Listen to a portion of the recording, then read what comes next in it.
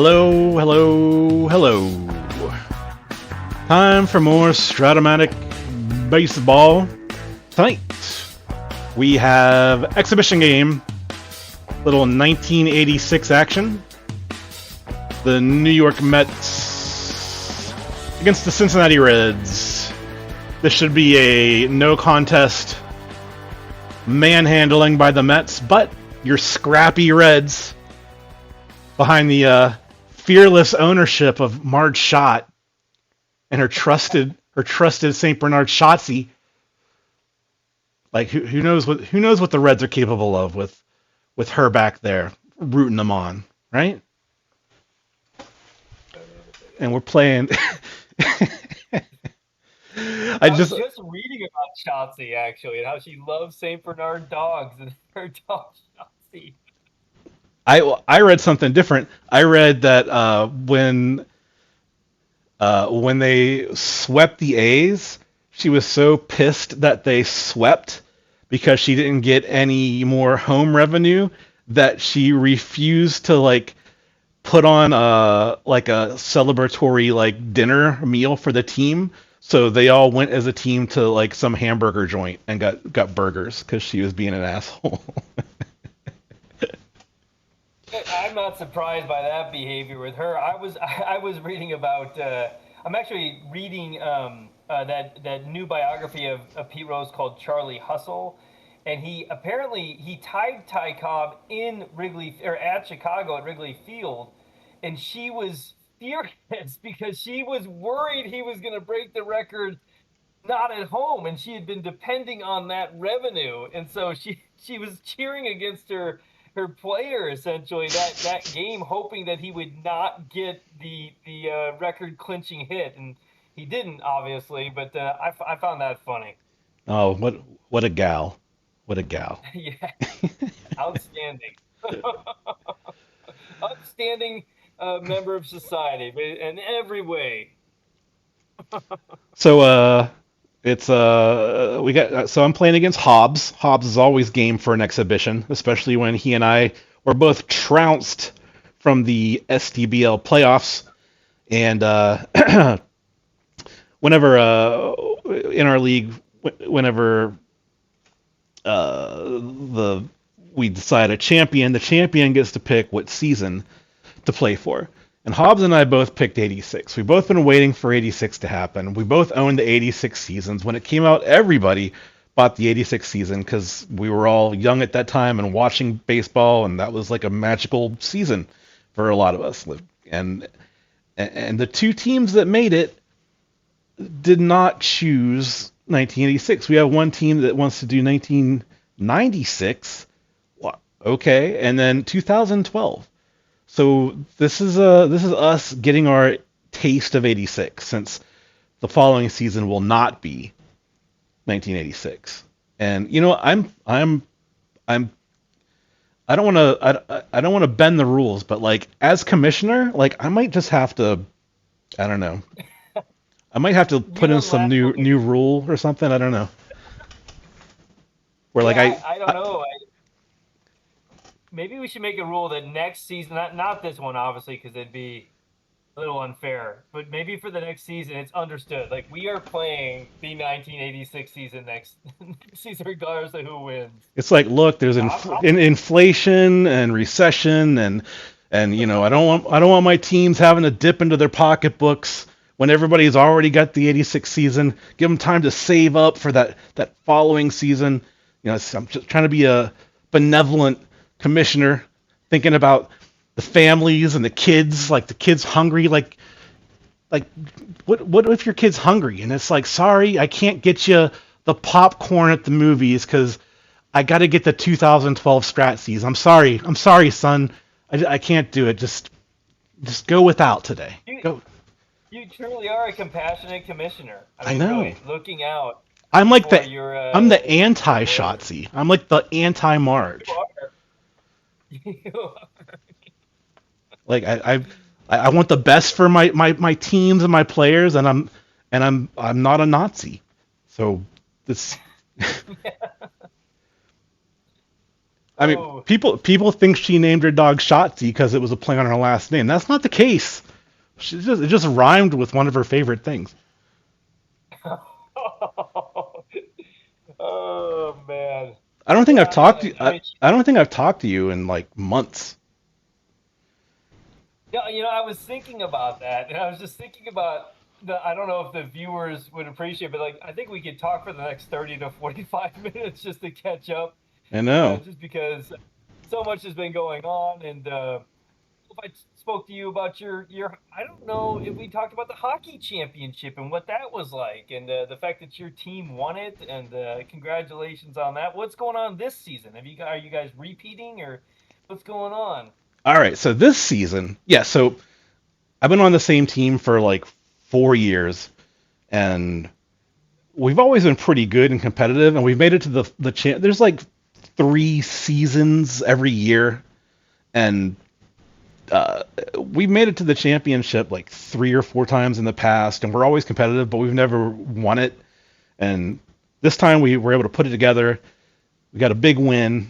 Everybody's happy. There are a few guys on the team that have been on as long as I have, which is like years. So it was a very sweet victory. This season, the summer is always a little slim. People go on to some guys like spend their time golfing instead of playing hockey. Others are just like on vacations and not available as often.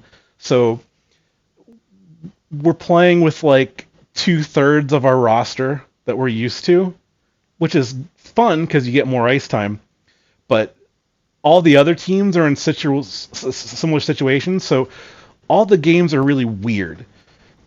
When you're used to like your goalie being there and all your line mates there and everything's normal, well now you have like your goalie's not there for 3 weeks, so your defenseman who hasn't played goalie since like middle school like gets his old pads out and he's gonna play goal. And then it's like you only have 3 defensemen, so they're just like cycling through the entire time. And then like your opponent is like their goalie doesn't even show up, so like you're playing against 6 forwards, like just stuff like that. It's just been like that all session. And we got a bunch of the guys on my team got they all work for this car dealership, and they convinced the owner to sponsor us. So now they're covering like half of our dues and everything. But the bad part is that they changed our unis, and now we have these like big smiley faces on our jerseys because that's the logo of the car dealership. Is this they call it It sounds like they call it a mischievous smiley. So that's on her shirts now. is that like on in the center of the hog Oh, dead center. Dead center. The colors are cool and everything, but like this smiley is just it's just funny. We're like smiley. the have a nice day team. I don't know. It's goofy. Just a ray of sunshine. And also like apparently everyone hates us now because I guess we like a lot of our guys are pretty good. Like they're fast. Like I see them all the time and I see them play. So every time they fuck up, I'm like, yeah, that's normal. But the other teams like just see somebody who's fast and like scored a couple goals. So everyone's bitching at us. Everyone's like, you don't belong in this league. Like you guys should move up to the upper league. Meanwhile, like my fat ass is like, no, I'm right where I want to be. Like so so once you win a championship and all the other teams start bitching, that's when they end up moving the team. So I'm anticipating that I'm gonna have to find a new home after this session. I guess I got feelers out. I'll say that much, just because I you guys are writing's on the you guys wall. are being yeah because you're successful. I mean, it sounds like you guys are in the. There must be different groups within the age range. Is that it? Like there's like Group A, Group B, Group C. It's not within your age range. it's not age range. It's skill. It's like Oh, okay. so like E is for like old dads and people that haven't played, and that's where I am. And then you got D, which is like old dads and people that never played but got better, and maybe like recreational hockey in like college or high school, and then you got C, which is high schoolers and college players, and yeah, it goes on from there. And Yeah. so when there's an E League team who's just like making it into the championship or like first place every session for like 2 years, it, the only thing that's been missing from that is us winning the whole thing, which we finally did. So now everyone's like, get the fuck out of here. Like you don't belong here anymore. And I get it because we've played against teams that were like, man, those guys are way too good to play against us. Like there's no reason, and then they'll move them, and I don't know. And a lot of our guys are really young, so the young guys are just like, they're not there. Yeah, the young dudes are there to fucking win. Like it's not like a night out to have fun for them. They want to win, and it's like try hard city.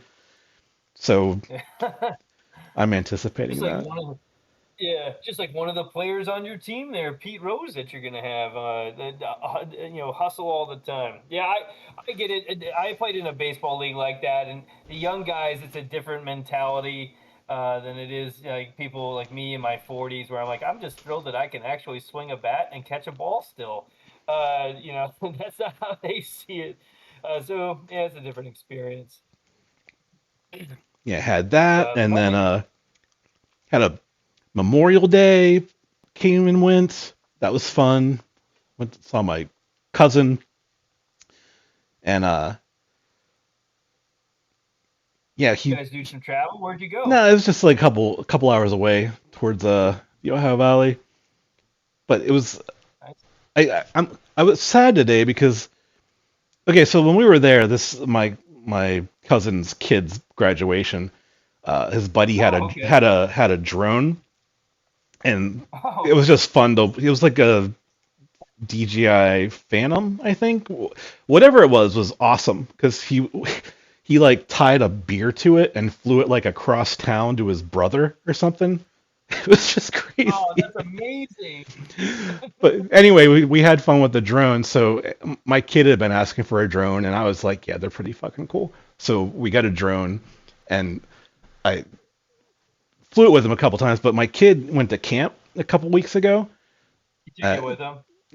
No, it's still here, and I had planned on flying it today, and so I was like charging the batteries and was gonna take it. But then like we got home from helping some lady put together a baby crib. What And the then, hell? What? yeah. And then I was like, it's like I need to like I don't know. One thing led to another, and the next thing I knew, like I ran out of time, and I'm like, shit, I can't fly the drone. I was gonna fly the drone, and then You are. Look at how nice you are spending your Sunday putting together a baby crib. I mean, talk about just an altruistic individual, compassionate commissioner, and helping ladies out with their nurseries. I really am in awe right now. it's I mean she fed me, so that was good. I had a Yeah, nice well, there you lunch. go.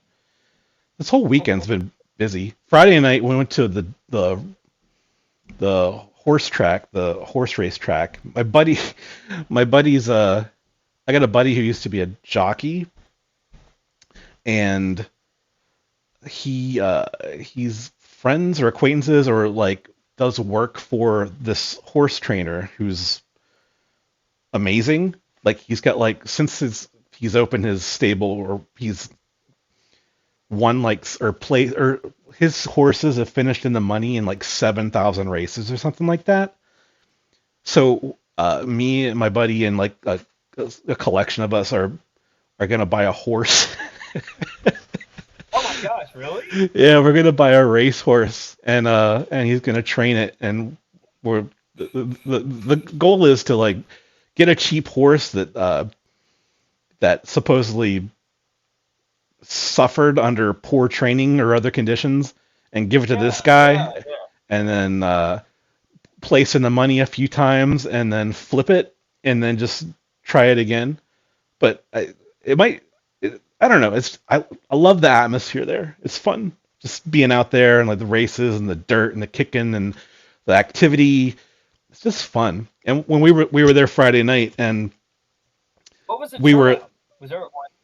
Were there a lot of people? well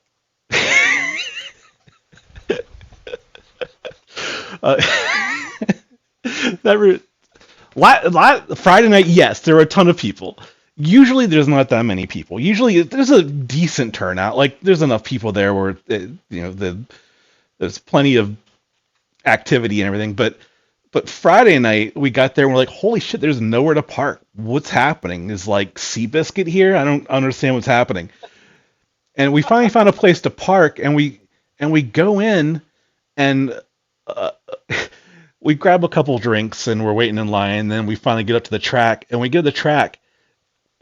We don't. There are no horses, but instead, there's a zillion people all crowded around there for a wiener dog race.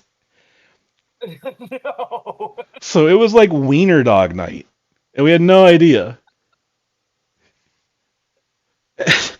And I didn't plan on You guys buying were a. betting on a wiener dogs? Like, were you? It was just fucking Oh my wiener dogs, and they were all like in costumes, like they had like little like jockeys strapped to their back, so when they ran, they wiggled.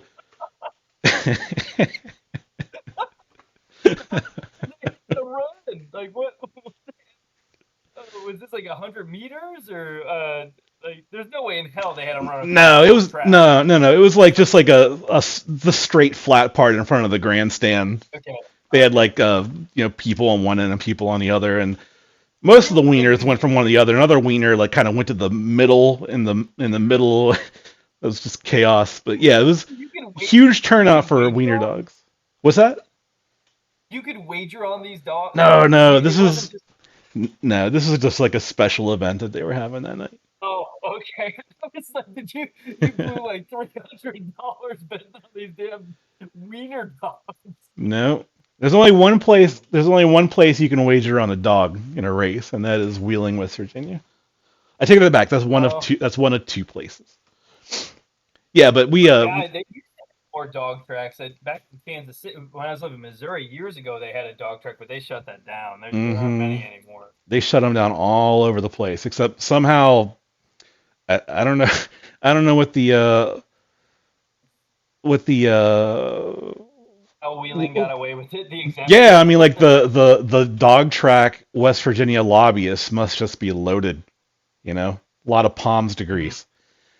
And Yes. ASPCA or PETA, they come searching and they can't find anything. So Dude, if we could just whatever. back up for a second, just back up for one moment here. You go to this track, you're expecting to just have a good night out with your friends and bet on some horses. And then you show up and find that there are these wiener dogs that are racing. It made it even better. It made it even better. Like, what a bizarre experience, but what an amazing. You'll never forget that the rest of your life. You would forget about the horse races most likely. You'll never forget about the wiener dog experience. Well, the horse race was rad too, because we went there and we got invited up to like the luxury suite by my buddy's friend who owned one of the horses that was racing, and the trainer of his horse is the same trainer that we plan on using. So we all like he knew him already, but we kind of met him, and we were able to like bend his Oh, ear and talk to him about the industry and stuff. But yeah. it was time for his horse to race, so we all bet on his horse, so we all could all like be kind of in the same basket together, and the horse and the race that his horse was in was like each race has a different size purse. There are some horses who are just not as fast, and they all race against each other, and the purse might be like $8,000 to $10,000, but like his horse was in like the 20 grand purse, so it was like a big deal. Oh, yeah. And we're like, so like we got to bet on this dude's horse. He invited us up to like for like free beer and meatballs and shit, whatever was in the hot tray in the suite. And like the trainer guy that we plan on meeting or whatever is trained this horse, so we got to bet on him. So we all bet on his horse, and his horse won, and we lost our minds. Like, yeah, we won. That's awesome. That's great. And this guy was all happy and getting slaps on the back. He asked us if we wanted to go down to the winner's circle and have our picture taken with the horse. And we were like that's awesome, but it feels a little presumptuous, a little premature. Yeah. Like, we'll just stay up Yeah. here, but thanks. But it was fun. It was a fun night, and Yeah, it sounds like it. and then Yeah. And then yesterday was the Strat tournament. Yes, yes. So let's hear about that. Yeah. Please divulge. How'd it go? It was fine. It was fun. It was fine. It was at the Origins game convention in Columbus, and there were 8 people in the tournament, and I played 2 games, and then I got bounced because I could not overcome the home runs in the beginning of the game. I clawed back. It was just you picked a everybody drafted a team, and you use that team. I had the Phillies. Uh, the Zach Wheeler game was fine, but the Tuan Walker game was not fine. They kept finding it was like 6'8" or 6'9" on the pitcher card, and it was just a nightmare. It was a nightmare. And the first game I played, like I basically taught the kid how to play, which was awesome. Like I was just, he yeah, was I was really gonna ask. he was Is that because like, the guy that won the whole thing, he plays on PC. He doesn't even play card and oh, dice, but he at oh least like man, kind of understood the game. But it was the other player that I played first was I think his kid or his son or his nephew. I don't know, but they came together and I but the kid was really nervous. I was like, "Have you ever played this?" He's like, "No, no, not really." Like, do you watch baseball? He's like, "Yeah, like, I know baseball and the basics, but like but this game I'm not sure." I'm like, well, you have the best opponent then because I'm going to take yeah, care of you for this entire game and no problem. He's like, so I don't know. I feel like I did a good job of uh, helping them through the game and the scenarios and decision making and yada yada yada. And uh, yet the teacher and the student both lost in the same round of the event. I am curious. So you mentioned there's a young kid there. What was were most of the people? I mean, I know you. I think we've talked about before. We're both in our mid 40s. Were they much older than you? Were they about your age? Were they younger? I mean, I know they're only talking about 6 other guys, but I'm just curious about those in the So tournament. the younger kid was in his 20s, and then there is me, and then uh, the one of the other guys was around my age as well, and then there were several guys who were in their mid to late 50s, and then one guy I swear was 90. Like Started playing in '63, right? like when he he showed up and when it was funny because we were all like at a table, and as people started to like look for the table, you could kind of spot like if everybody was like, if you've ever been to a gaming convention, a lot of the folks there resemble each other. So when you see like a old strat dude kind of looking around, you Yeah. just it's like a Uh, radar. It's like, oh, there's player 6 or there's player 7. But this fella, he's walking around and we see him and he's got a long white beard and a Royals hat. And I was like, that dude's totally looking for our table. And he showed up and he had strat cards on like giant stone tablets, like the commandments. Like he was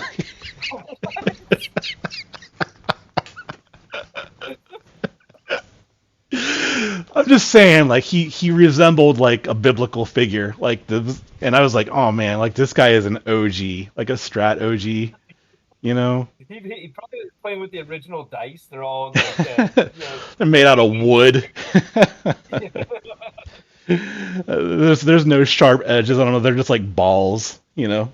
It has to hit a wall for it to stop. Otherwise, it'll just like roll out to the street. Just keep on going. Yeah. Yeah, the reason I ask is I talked to as Steve goes, another strat player here in our league, and he goes to tournaments, and he always talks about how they're older guys, and I was just curious about who was there and what if they're all old or not. Yeah, yeah. So This game's got to find a way to maybe. I mean, Baseball Max, I guess, is their way of reaching out to a younger crowd, but it's not the same though. I it's think I not the just I don't. same at all. No. Yeah, well, who knows? I guess in the end we enjoy it. I hope future generations enjoy it. I think you're right. I think that's why they're doing it. I think they're concerned about the longevity that after this few generations die off or whatever, and they're thinking that they'll go to do that. But reality is you can play many other games that are just baseball games on your phone that are much more engaging than playing Strat on your phone. I think that's the problem they're going to face. Just my opinion. I just didn't feel like baseball, like baseball Max playing a game is similar enough to a game of Strat. All Yeah. the elements are there, but as far as like using it for a league or something like that, it just didn't. It wouldn't allow us to do what we do in our Yeah. league. Like I would like to be able to sign up for a Max account and have like everybody in the league chip in, so everyone's paying like a couple bucks, and then Hmm. use it for drafting, because everything we do is manually through a spreadsheet for the most part. It'd be nice to, Hmm. and it works, but it'd be nice to use something like Max for drafting and use it for like in keeper league, like for free agent pickups and signings and yada yada yada, and allow us to, like, if we have a situation where like these two teams are scheduled to play, but they're both on vacations. Like one guy comes and one guy leaves, and then he gets back, and there's like suddenly 3 weeks where we have to wait to allow like one person to simulate their game with their Yeah, starters, that is true. and Yeah. and that's just is not possible. They want every team. They basically want one person to one team. They won't let one person control a whole league. Like that setting's not in the app at all. There's Oh, no there's no really? there's no commish mode where Wow. I can make all the teams play. It's like, well, not during the beta anyway. When in the beta I was looking for it because I was trying to find ways to use it for our league, and it wasn't there. It was like, okay, I have an account, and I can create a league or join a league, and if I create a league, I can only uh, control one team, and for any other team to join this league that I made, I got to invite them. So I'm not gonna make 8 accounts and invite myself Yeah. it's just it's silly. So I don't know. I feel like there's something there, but yeah, Well, maybe but they'll work it out. I hope they figure it out. Yeah, it sounds like it's a work in progress for sure. yeah. So I didn't get to play in the tournament as long as I would have liked, but I hung around and watched a little bit. And then one of the other guys that uh, I honestly I went hoping to find somebody local to play with face to face every now and then, and like everyone was from somewhere else, like Pittsburgh, Oh, Detroit. Just really? like, yeah, just no one was local except for the guy who headed up the thing, and I talked to him a little bit, um, and he was a nice guy, and he runs a whole like board game thing in town, but they always have their like board game days when I'm at work, so just Yeah, never was able to make it happen. doesn't work. But this one guy from Pittsburgh there, who was uh, I had brought my 1977 season. I was like, hey, are you sticking around? Like, I brought cards. Do you want to just play one and just like dick around while these guys finish up the tournament? So we did a Pirates Reds game. The Big Red Machine were Oh, victorious. They were victorious, oh man. and did that. And then by the time we finished that, the final game was underway, and it was the Dodgers against the Mariners, and the Mariners are who knocked me out. So I was kind of hoping the Mariners Yeah. would win, just so if I got knocked out, then I could say it was from the winner. But that's not the case. The Mariners had multiple injuries, and the Dodgers had like 4 runs in the first inning. So it just and that's how it ended up. Ended up a 4-0 game, and the PC player won the Card and Dice Championship. So good on him. Oh, And then yeah. yeah, left that, and then a buddy of mine was from out of town. He had texted me. He's like, "Hey, I'm here too if you want to hang out." So I hung out with him and his friends. And then after that, I left there and went further downtown and met my wife and some friends for the Violent Femmes concert in the patio downtown. And Violent Femmes, holy cow! They're still touring, huh? they, I don't know if they're touring, but they signed up for this thing anyway. And anytime I get to hear a rock band outdoors and I get to like hang out in a lawn chair and drink, like you can sign me up for that any day of the week. I'm fine with Yeah. that. Even if I'm Oh, like dude. even if I don't love the band, like I like the Violent Femmes, but I'm not in love with the band. But when Yeah. you're just chilling outside in the summer and you got a Miller Lite Tall Boy, it's great. Any day of the week, sign me up. So yeah, that's what about you? Uh, You moved to I a don't new have great. house. You bought a cave, Yeah, from what I understand. exactly. That's what I was gonna say. I don't have any great stories like you. No But no yeah, we did. no wiener dog race or anything. No, no. But we did move to a new house. That remember, Shenandoah Kingfishers is the team name. We're now a 3-minute walk from the Shenandoah River, so it really makes sense that I name my team that now. And so, yeah, it is a cave, as everyone can see with the darkness of the webcam. I don't know what's going on there, but yeah, wonderful house where we've just been so busy getting all that stuff done. I will say this really quickly. There's a place. There's this team. There's this Mountain Valley League. This is like these college kids, college baseball players. That it's like a summer league for them. And so I've attended a few games there, and that's been a lot of fun. But I will say, like, certainly interesting story. I'm there at the game, and I'm actually keeping score. I like keeping score at games. I was like, what the heck? I'm going to keep score Yeah, of this, this low level league just for the fun of it. And to my right is there's these two people, and then there's this guy that is directly behind them. And I think, and based on my observation, I think he kind of knows them. I think they know who he is, but they're not exactly, friendly.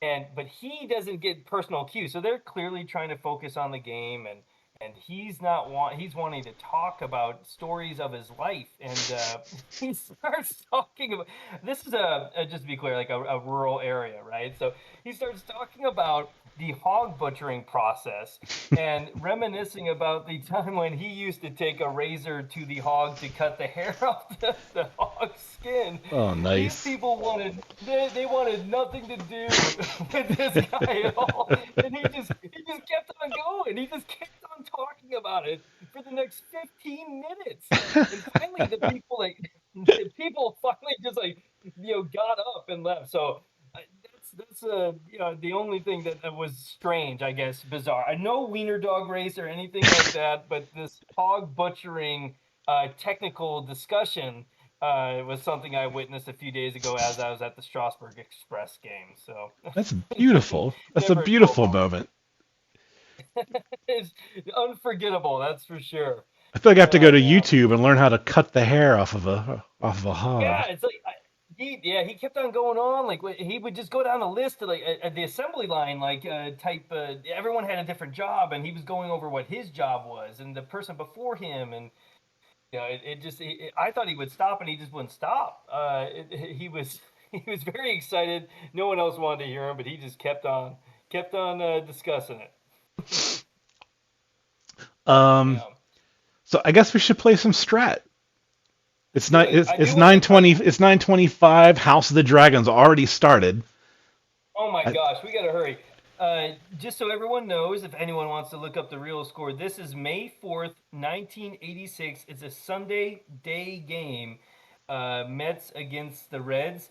And I got to tell you, Forked, I've got to tell you that I'm reading that Charlie Hustle, and they say that they know now 1986 is when Pete Rose started to bet on baseball, and they're not sure, but they believe he started betting on either April or May of that year. So there is a chance, because he's in the lineup in this game. There is a chance this could potentially be the first game that Pete Rose bet, on his Reds, that led to all that trouble. You know what? I bet he was doing it for Marge's shot. I bet she put him up to it. It was all her. It was all her fault. I bet it was. So you sent me the lineups of who they use, because that's what we're doing. We're using the actual lineups, and like I'm assuming a Pete Rose put this card together, and he was like, "Darling, can't pitch to lefties. if you're a lefty, you're playing today." Like, look at this lineup, and there's no like left, right, left, right, left, right. You got lefty, switch, lefty, lefty, righty, switch, right, switch. It's like, and I'm looking at Darling's card. I'm like, I guess like he's a little worse against lefties, but not a huge. Yeah. He must have really believed in splits. He must have in his philosophy as a manager. Look at your boys too, Dykstra, Backman, Hernandez, Strawberry, like 4 in a row. 4 in a row. Yep. And you got Card. Then you got Danny Heap right after that. I don't know if you noticed, but he then puts in Howard Johnson to bat. He's a switch hitter, and he is a horrendous shortstop. 4E76. You got Rafael Santana, who's a 2E23. Much more capable, but he's a righty. And so he's like, well, no, I want to lefty facing him. This guy is such a liability at short. And yet Davey Johnson decided to. He's done it. So I've done. This is like I think nearly the 20th game. This is not the first time he started Howard Johnson at short. It just boggles the mind how that happened. He's like, they're probably just drinking buddies. Like, he's my guy. I'm going with my guy. That's why they left Buckner in, and that's why Boston left Buckner in. He's like, I'm keeping my guy in. He's my guy.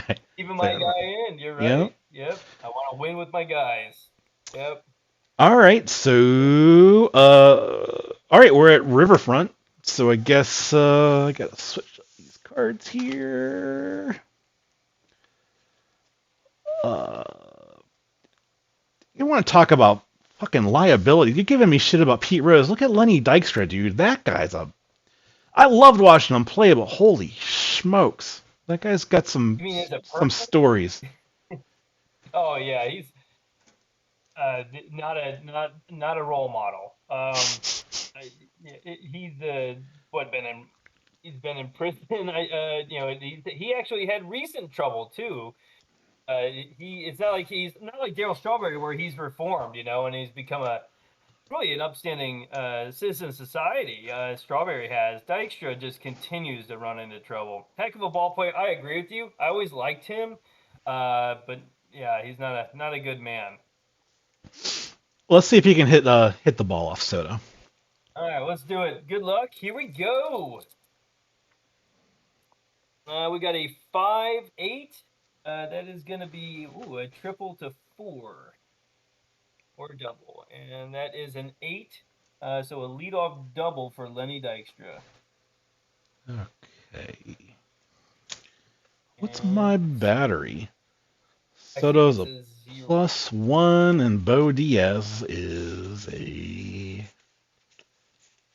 Yeah, Bo, where's your card? -1. I think it's All right. So it's a 0. We got to hold Dykstra at second because it's early in the game and you might feel saucy. Okay. He's got that tobacco juice just dribbling down his. Oh yeah. His cheek there, or his lip. All right, here we go. Here's Wally Backman. I'll stay. It's a 1. Wild to 5. 17. And we get a 2-7. That's not the right column. That's a ground ball to shortstop. 2-7. I got fly to center. Oh, against the righty. Sorry, I was looking at lefty. My bad. Why I was looking at lefty? Fly to center. All right, here's Keith. All ready? We have a 9. We have a 3-4. That is going to be a ground ball to second base C. So the runner advances to third, but there are 2 down now. Was Keith Hernandez the spitter in the Seinfeld episode? Oh, yeah. He was, yeah, he was in that, wasn't? And that's like where they did the video, and we've seen There's that a episode a few times. there was a second spitter. Yeah, yeah. Wasn't he dating Elaine in that episode? Oh, I don't remember. I don't I remember. think he was. 'Cause I think they had like an inner dialogue where he was like, "I was MVP in this so and so year. Like, how am I not? I forgot. I have to rewatch it now, but I think he's trying to date her. Well, who All wouldn't? right, Who here's wouldn't a want to date Joe Elaine? Strawberry. Joe Strawberry, the Havoc pitch was a 9, and then we got a 3-9. That is a ballpark home run chance, but for a lefty, in today with bad weather, it's only a 6, and it's a 15. So a deep fly ball, but it results in nothing. Eyes on the warning track there. All right. So no runs, 1 hit, leadoff double, all for naught. Mario Soto gets through the top of the first, bottom of the second here in Cincinnati, and we've got Ron Darling on the mound. Hey, pause one moment. My son is knocking on my door. Sorry, give me 1 second. Mm-hmm. I gotta say, while he's like personally having to play Eddie Milner instead of Eric Davis is killing me. It's killing me. Well, you can, like I said, my only request is you just have to start that way. You want to switch him immediately after this. No, Go. no. Miller's got to start. He's got to play a little bit, but it hurt putting his name in instead of Davis. It hurt me. Hurt me a little bit. 1-0 E3 5-2. I'm gonna have to put like a note at the beginning of this video saying if you want to watch the game, skip 30 minutes in. I wonder if anyone. Well, do you think anyone's gonna listen to that? No. I think that would be wonderful if they did. The KC guy with the 10 Commandment strat cards, maybe he would. Maybe he does. Hey, I'll tell you, if they miss it, they're gonna miss their wiener dog story. I know. That is worth tuning. They should listen to it just to hear that. You should do the timestamp and check it out here. I'm just saying, if you ever have the opportunity to check out a wiener dog race, like, I would. I love wiener dogs. I would definitely do that. I think what I love about it though is you initially thought at first it was gonna be a horse race, and then you stumble upon that. That had to be like cognitive dissonance, and what can you do? You just gotta go in and enjoy the wiener dog race. You have no choice. You ready for Eddie? I'm set to go. Ron Darling's on the mound. Here we go. Oh, we're not doing injuries, are we? No, we're not. Nope. Okay. First base X. 1E6. That's pretty good. Yeah, that's a 17 and a 14. 3, 13, and 18. So he does make the play. Go 3 to 1. 1 down. What'd you say about Pete Rose? What'd you say about him? So, look how bad this card is, and Pete Rose is like, I'm batting second. I know. Look how awful this card is. It's horrible. Yeah, it's terrible. It is. Oh shit! Maybe he was betting on his own games.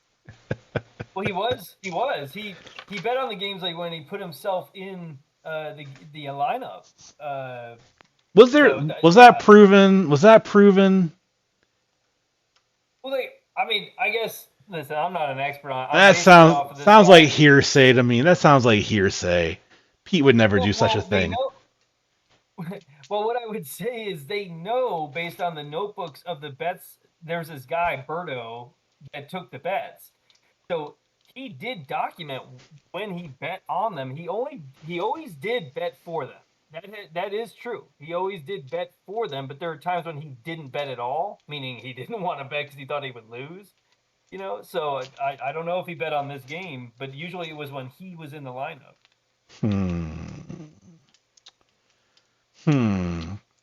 All I'm saying is it's sketchy he's putting himself batting second with this card. I don't know. Maybe he'll earn it here tonight in this exhibition game. He had supreme confidence, right? He believed in himself, even at this juncture. I can do it. Maybe who was the other first baseman? Was it a Sasky? Who played first? I gotta look. Yes. Yeah. Or Tony Perez is still there too. Yes, he is. It's it's a day game. Maybe like the night before, like just those guys had a little too much, and this is Pete's way of giving them a day off a little bit. He's trying to help them out. He's a benevolent manager. He's like, you guys look rough. You guys had a long night. I got you today. I'll play first. Right? He's a good guy. No? Never looked out for himself first. Always looking out for everyone else. Do you know who Cousin Sal is, like on Bill Simmons' podcast? I've heard of him, but I'm not familiar with him. No. I wouldn't say he's a comedian, but he's funny. Like he's kind of does comedy. But he posted this awesome video on Twitter, and he was like, "Here's the legend of Pete Rose telling my 8-year-old son to take a hike." And I'm like, what? And it's like a photo op thing where like you stand there, or like Pete Rose is there and he takes a picture with a kid, and a pitching machine pitches a ball so the kid can try to hit the ball. And so like Sal's kid goes in and he like meets Pete, and then the kid stands there, the ball comes and he swings and misses, and then Pete goes, "All right, good job, take a hike." It's like, holy shit, you did tell the kid to take a hike. That's great. Like, what an asshole. Anyway, Pete's gonna get on base here. All right, you ready? Here he goes. 2-7. Oh, that's the clutch spot. He flies to center. All right, Pete, sit down. The Cobra. Dave Parker. 4-5 lefty. It's the strikeout.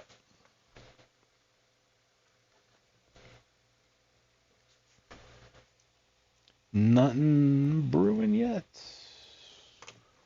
Okay. Uh-oh, what happened? All right, Mario Soto's back out on the mound to face the kid. Okay, so here's Gary. We have a 2-6. That is a ground ball to short.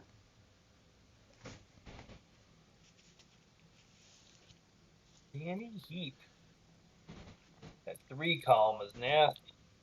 Nope, that's a 1-10. That's a ground ball to first. There's Pete Rose making the play. Yep, hit it right to him. He's got this. He waves the pitcher off. Yeah, I listened to it as a 3U. He made it there. Then I have a 2-7. Man, strikeout. Here's Mario Soto on a Sunday afternoon. Look at that. Nothing doing. I'm a second, scoreless. He had plenty of water after their night out. Okay, Darling back out. We're going to face Cal Daniels. This is an excellent card. Look at this guy. Before he was sent to Seattle, I think. He left Cincinnati, went to Seattle, I believe. Here's Cal. Yeah. 5-5 on the left side is a K. Struck him out. I want to write down his fielding rating while I'm looking at him. Now we got Dave Concepcion. Playing third base. Okay. Why not? Here we go. 1-9. Grounder short. And then Kurt Stillwell. Barry Larkin must have got hammered too. Good lord. Starting Kurt Stillwell instead of Barry Larkin. Yeah, Larkin's card's pretty good. So Should be. Larkin. Yeah. That's not that good. I mean, the juice in that 3 column's nice, but his on the lefty side's a little better. But we get Darling in there. All right. Anyway, Kurt Stillwell. 1-6. Struck him out. Guys, still a 3E38. What if somebody's error rating is like so bad because they only played day games and they were always drunk when they played and they just simply didn't have it in them to chase balls like they would if it was a normal game? I think Strat needs to find a way to factor that into their decision making, like Sunday games, beer rating, different, beer rating versus the regular weeknight games. Hojo, here's your guy right here. Yes, talk about that. That's his Sunday rating right there. 4E76. Holy shit! Put me in, coach. Strikeout for Hojo. I can't really. If you look at the rest of his defense, he was a terrible fielder, right? You've got a third base 4E50. Left field, he's a 4E16. You know, an outfielder, that's terrible. He's also got a bad arm. He just was not a defensive player by any stretch. No web gems for him. All right, here's Ron Darling. Batting is a 1, weak righty. We get a 4-8. That is a strikeout. He took a big cut though. Really wanted that one. And we have a 6-8. I think that's a second base X. Ron Oster? You're testing Ron Oster? He's a 2E21. Oh, he's pretty solid. Okay. Oh, that's a 1 though. And then that's a 10. So it looks like that's a single. Mm-hmm. All right. And then I imagine you're holding on, Lenny. Oh yeah. Let me look at the. It goes down in the clutch significantly. You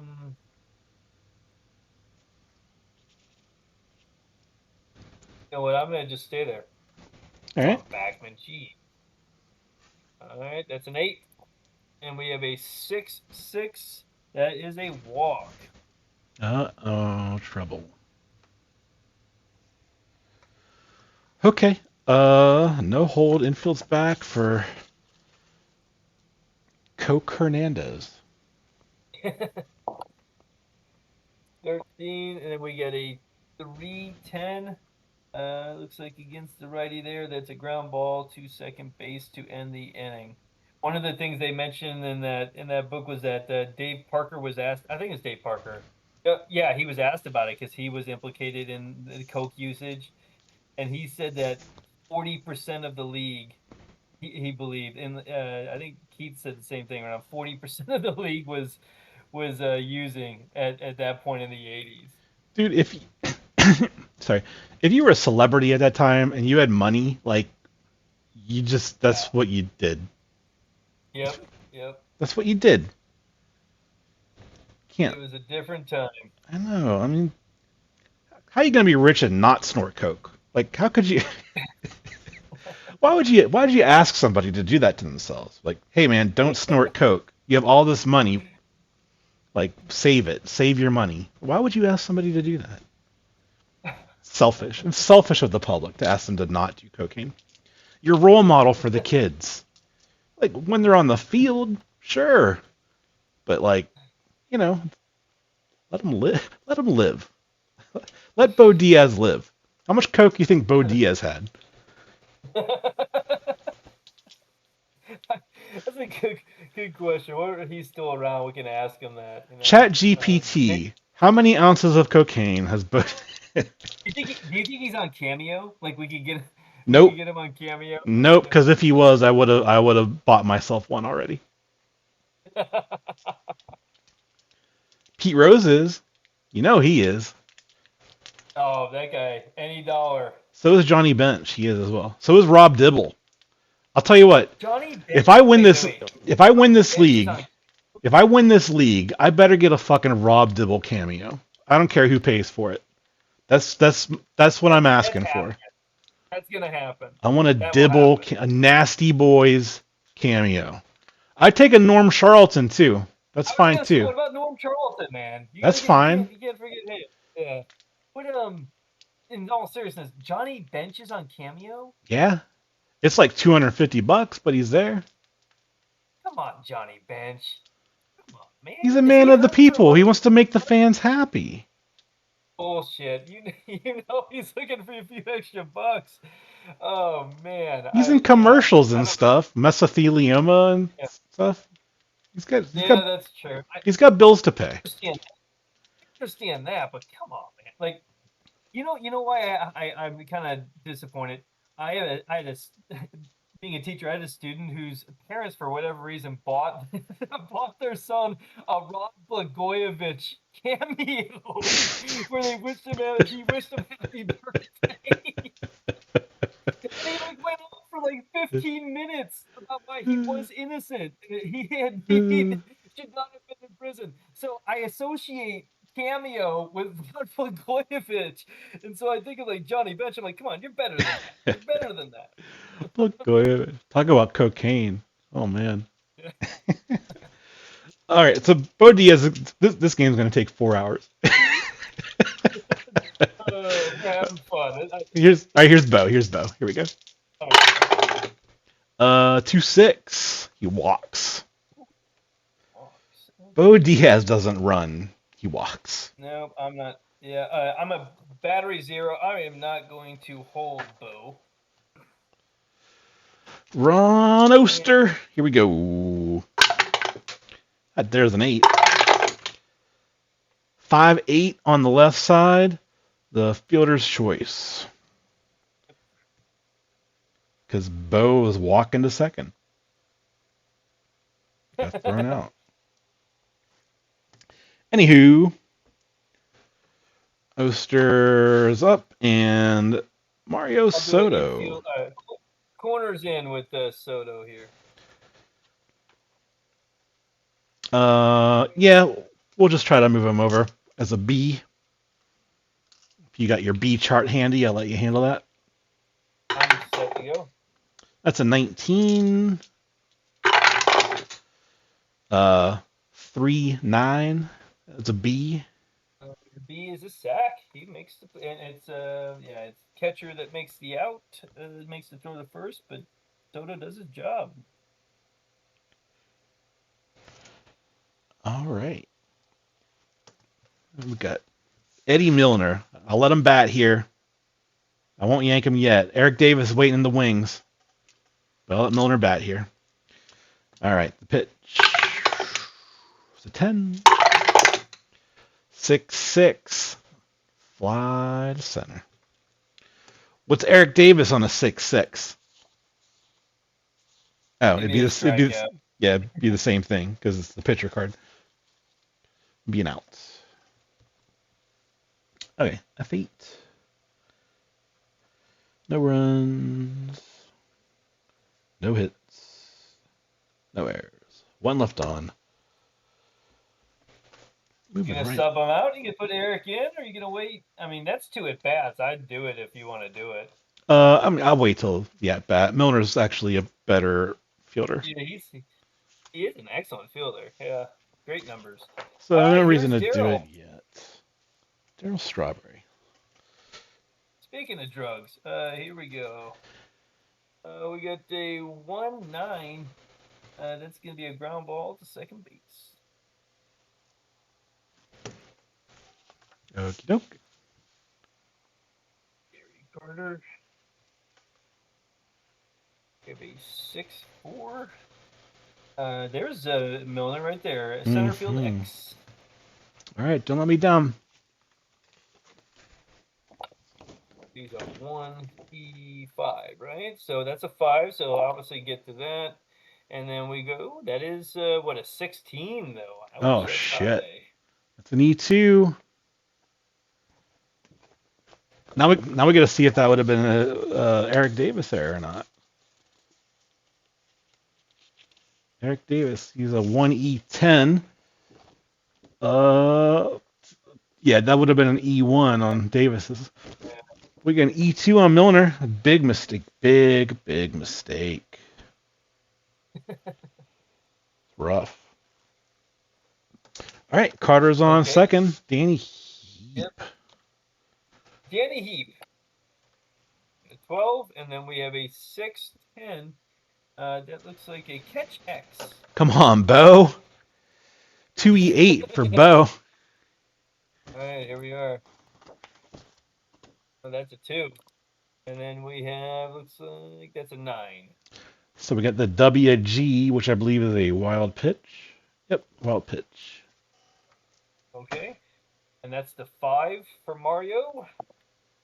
And that's a 1. What's that? Oh, no. It's a wild pitch automatically. Oh, I'm sorry. I thought it was the WG, like where I have to look at it with no. No, that's a a PF. yeah, that's the pass ball possibility. This is just it's automatically a wild pitch.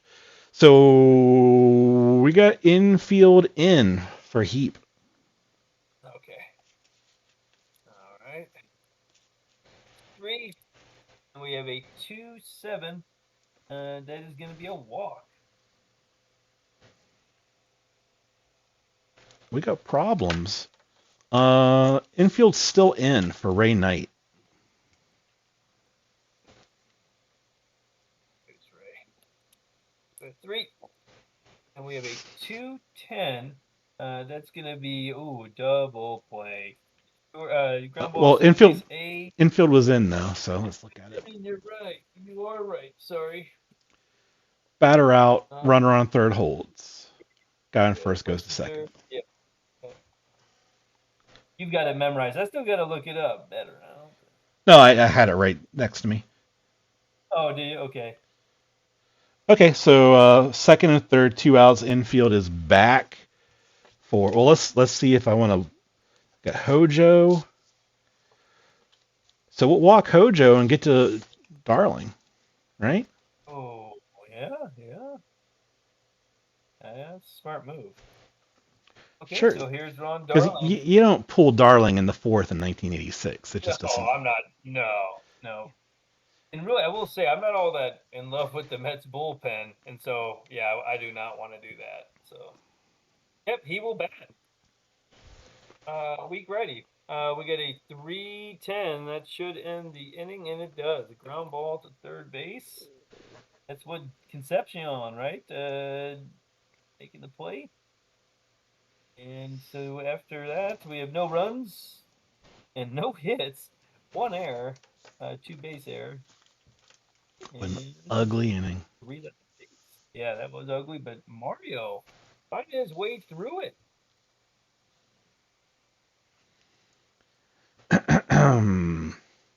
Managerial move right there, intentionally walking Johnson to a Darling up. Speaking of managerial moves, I think Pete Rose might be coming down with something right here. He's got to make another bet. He's actually heard about those wiener dog races, and he's intrigued. Oh Lord.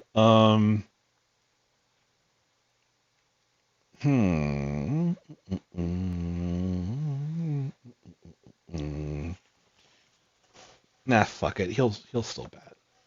He's like, I got one more at bat in me, guys. And 6-7 is okay. Never mind. I don't have a bat. Sorry. I thought I did. All right, Cobra. There's a really good song by Chuck D. Chuck D put out an album like last year that's just about baseball, and there's a really good song about the Cobra. Really? I Yeah. don't know if you know this, but Chuck D is a huge Strat-O-Matic fan. Yeah, I know. I know. The Yeah. him and Tom Morello. That Yes. photo is burned into many Yes. Strat fans' Yeah. minds. Yes, definitely on the airplane there. Hmm. Yeah. You know, when I fly with rock stars, like I definitely bring my Strat. You know, they were not doing cocaine. Well, maybe they were doing cocaine on the plane. I don't know, but I don't think they were. They're too political to let the coke get in the way, right? I think that's Flavor Flav's. Flava That wasn't Flav, his yes, job. yeah, he was the Chuck D was the business, Flav was the Yeah, he's party. doing enough for both of them. Yeah. All right, here's Parker. 5'9", shortstop X. Let's go. Come on, Hojo. Jesus. Oh boy. 4E76. Here we go. It's a 9 So he does get to that. and a 10. 76. He actually makes the play. Get the fuck Oh, out. what's that? E76 makes the play. That's crazy. 9, 12, 13, 15, and 17. Ojo. Look Oh, at wow. this See? Never question Davy Johnson. How dare you? How much coke did you have to question Davy Johnson's choice of shortstop? All right, here's Cal. Cal's going to get a hold of one right here. You ready? 2 column. 2, 4. There we go. guy. Crap. Oh, you called it. Yep. Oh. Oh, I got a little something. I got a little something. Oh shit. Oh no, can you hear me? Hello? I can, yeah. I hit the wrong button. I had a surprise. What happened? I had a surprise for you, and instead of hitting the button that I wanted to, I hit disconnect. So here's Oh, here's go the for it surprise. now. You ready? Oh, this is a new addition to the Yeah, stream there? yeah, a little soundboard action. I like it. But the soundboard button's right next to the disconnect button. So it goes. Yeah, but Kyle Daniels home run. There we go. 2 outs, but look at that. You're on the board. You're in the lead here. Oh yeah. Oh yeah. Okay. Dave Concepcion. Here we go. 210. Uh-oh. Triple to 10 or a single. Look at this. Dave Concepcion with the trips. These guys are looking like the Reds of old here. I know. The little red machine. Fucking Kurt Stillwell. This is my guy right now. Goes up in the clutch. All right, whatever. Here we go. Kurt. 3E38. The pitch. That's a 15. 2-7. Clutch hit. Clutch hit. Oh my gosh, look at that. Clutch. Come on. Effing hit.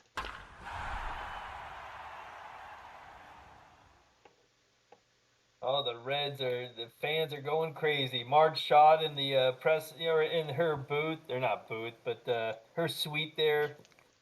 She's Having like, shots and smiling. she's like, damn it! I want this to go to extra innings so I can sell more hot dogs.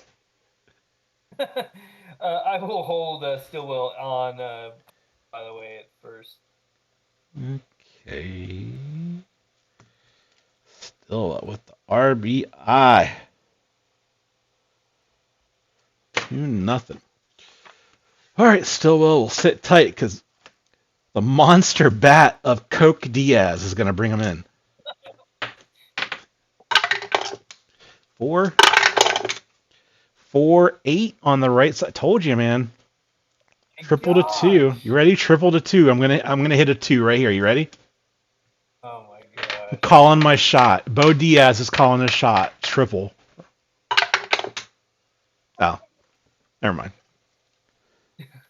He was high. The ball went to the wall. We're on the corners, though. And we got Ron Oster up. I'm gonna. He's not a great hitter, but I'm gonna do the. Let's see, it's the fourth inning. I don't think you would. I don't think you're gonna pull Soto yet. So I'm actually gonna do the same thing, and intentionally walk him. Okay. Soto coming up. We're looking for a 6-7. That's the number. You ready? Yep. 6-7. Calling my shot. Soto calling his shot. 6-7. 4-6. Oh! That works too. Oh, man. That backfires. Oh. Damn. Wow. RBI. Come on, darling. All right. Are you? Is this Milner or is this Eric Davis? With the lead now, like, I don't think I can just. No, I gotta keep Eddie in there, man. All right. Gotta keep Eddie in there. Come All right. on, Ron. Let's go, buddy. All right, Eddie. Eddie, we're going. I'd like a hit, but I smell a 5-6. That's what I smell. Let's see what happens. 9, 4-6. Oh no, it's a big K. Yep. Damage done, though. Wow. So we don't bat around though. 3 runs No. on Need the scorecard. 4 hits. No errors. Yep.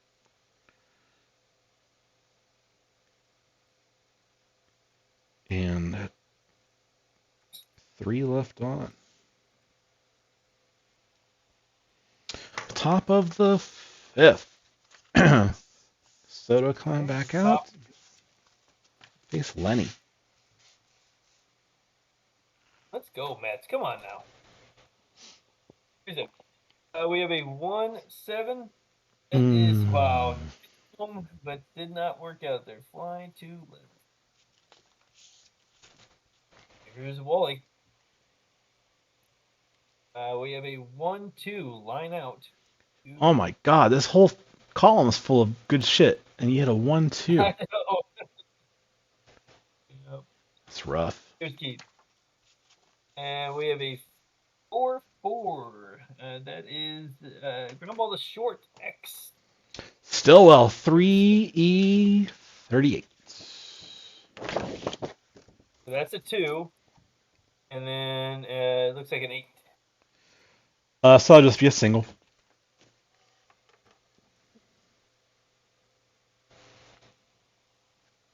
No hold on Hernandez.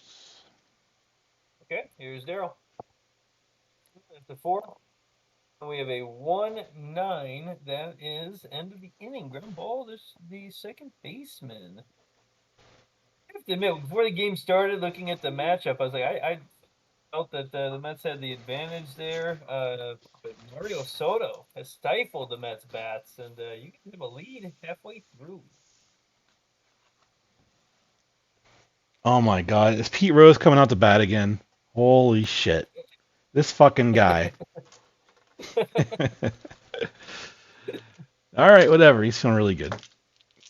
He's like, I'm making managerial moves like a genius. And he comes out. His bat. 3-7. Ground ball, second. 1 down. Yeah, player manager is just. I don't know, man. Yeah. I really wonder. Just it's such a strange dynamic, right?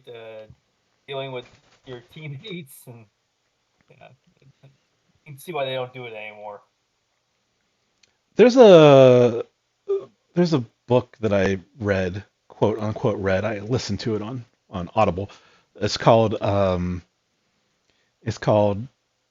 The Only Rule Is It Has to Work, and it's about some like podunk team in like somewhere around Napa Valley, if I remember correctly, and they had a player slash manager, and the book was about these two statistician writer guys that had a plan to do all this wacky shit, like the shift and like two outfielders and just all this weird stuff, and they wanted to try it in actual game setting, and they found a team to let them do it. So it's about them and their wacky plans and wacky thoughts on pitching and bullpen, and they're always fighting with this manager guy because he would just not want to do their weird shit. And but it was a fun book. It was a good book. It sounds like it. I'm in. It was. I can't remember the name of the team. I can't remember the name of the town, but it was somewhere in California. But it was fun because you could listen to you could listen to it, and then I would like go to like Baseball Reference and find the guys and look at their stats and everything. It was just fun. It was Yeah. Anywho, Dave Parker. Here he goes. They would try two outfielders. Yeah, like one of the outfielders would like play infield, and then there'd just be two guys out there. Huh. Like the super shift or something. I don't know. Yeah, definitely. And like there's a whole thing how like the manager was just married to the idea of there being a closing reliever, a closer, and then they're like, why is he the closer? And it's like, he's the closer because he's the closer. It's like, yeah, but this guy's stats are better in this situation, and yeah, but he's not a closer. Why isn't he a closer? Because the closer's the closer. Like there's this whole thing. Abbott and Costello. It kinda was. All right, here's Parker. Oh, and another. Never mind. Just read it. You listen to. I don't want to like spoil it because there's a lot of like little tidbits and things that are fun in there, and I could sit here and just talk about it for 20 minutes. So, Dave Parker. I got dragons to watch, you know. All right, Lomax, but he's all alone. So LO4. 2 outs. Cal Daniels. You got it started. He's dead. 6-11. We got a single chance, ballpark single chance to 8. To 8. 12. He lines out.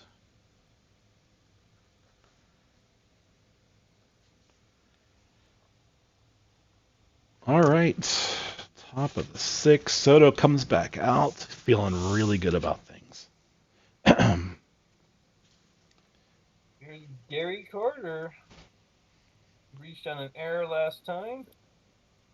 Out the short is Pirate bad. So here we are. 3-zip. Top of the 6. We have a 2-8.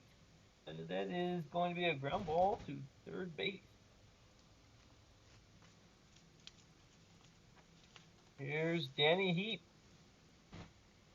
We have a 3-7. My gosh, man. Wow. How many times is that going to happen? Well, that's why I lost in the second round, because I had 2 situations with guys on base, and in both of those instances, once with Nick Castellanos and once with Bryce Harper, I landed in that spot between all the juice, and I was like, oh my god. Oh, it's infuriating. It made all the difference. Yep. Here's Ray Knight. We have a 4-7. 1, 2, 3. Mario Soto, have a day, sir. Yeah. No effect to the POW. All right. Okay. It is the bottom of 6. Ron Darling will get back out there. We'll see. When we do play the 1986 set, you're going to be like, first round, Mario Soto. I have first-hand experience of what he can do to a team. Like Slick Willie, man. We knew I before know. anybody. We knew before anybody that Slick Willie. I think you even said it on one of the videos. You had said, "Man, I'm gonna look for this guy." If I did, 100%. if yeah, yeah, and look at what he's doing. I had no idea Yeah, he would go so early. I guess the yeah. pitching. I guess there wasn't a lot of good pitching in the set. So, No, not really. all right. Here's It looks like Darling's coming back out, and here's Concepcion. 6-3 ground ball pitcher X 3E44. Ouch. Exciting. Sue. That's a 13, so he gets to it for the G2. I'll have to try it. Let's see. And there's a 9 on a 44 is an error. Yep. E1. Darling kicks it.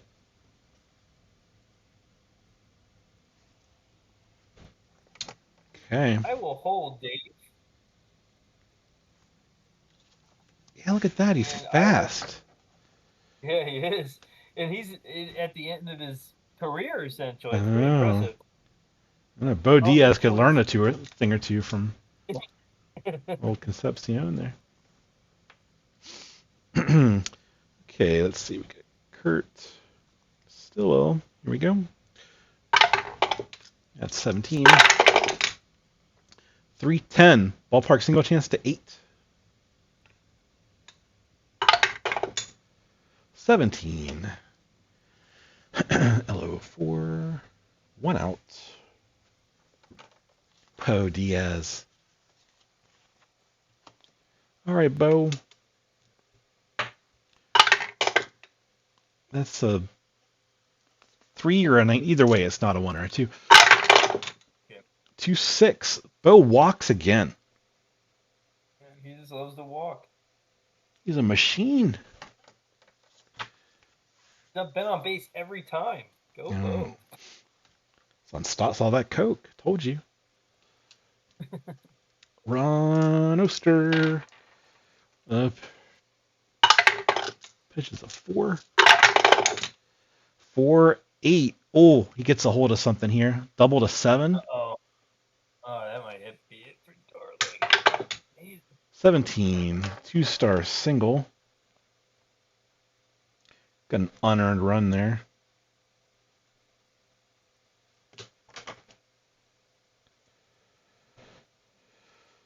Are you? And the minors, the first round draft, Bo Diaz. On base machine. I will keep him in to face Mario Soto.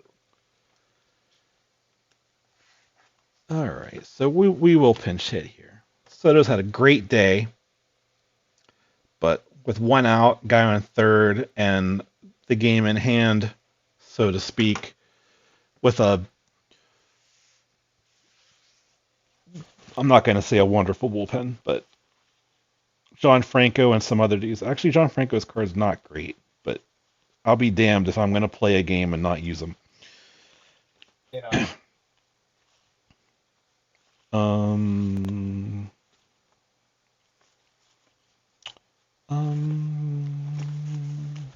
Who's gonna pinch hit? Well, this seems like a good time for Eric Davis, doesn't it? Oh boy. Eddie's Eddie's 0 for 3 though.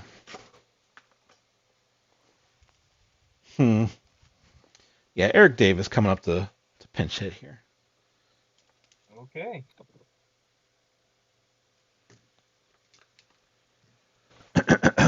Okay, so in the clutch, Oster's slow. Say again? It's only 1 out. Right. I said 2 on, 1 out, and I looked at Oster. I thought you said in the clutch talking about Davis, and I was like, Oh, did I? Maybe I brain farted. Yeah. Saw that cocaine. I lost track of. Okay, here we go. Eric Davis. The pitch is a 15. 5-7. Second base X. He's a 3E30. All right. 13. And a 13. Ooh. A 30. No, it's actually clean. You said a 13 for a 3. It's a G2. All right, so fielder's choice, I believe. There's a 4. On an X chance, it might be funky, though. Let's look at it real quick. G2. Force. So it's not a decide or anything? No, it just says, yeah, batter is safe. Runner is out. First is out going to second. Under runner's advanced. So he does get an RBI. All right. But and that makes 2 outs, which means the Diaz run is unearned as well, because this should be done. So 5-0. You know I'm going to try to steal with him on base. I am going to switch pitchers now, though, at this point with the lefty coming up and all that stuff. I was trying to. I wanted to be Soto. So, all right, give me one moment here. Was it 5-0? Let's see if I want to bring in someone. Do a double switch here. Soul 6.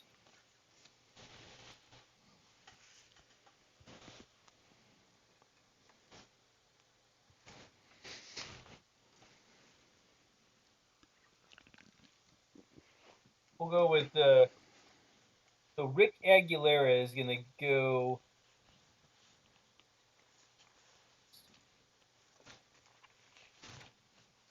I'm going to put Mookie Wilson in at the pitcher spot. And then Rick Aguilera will be in for Danny Heap's spot then.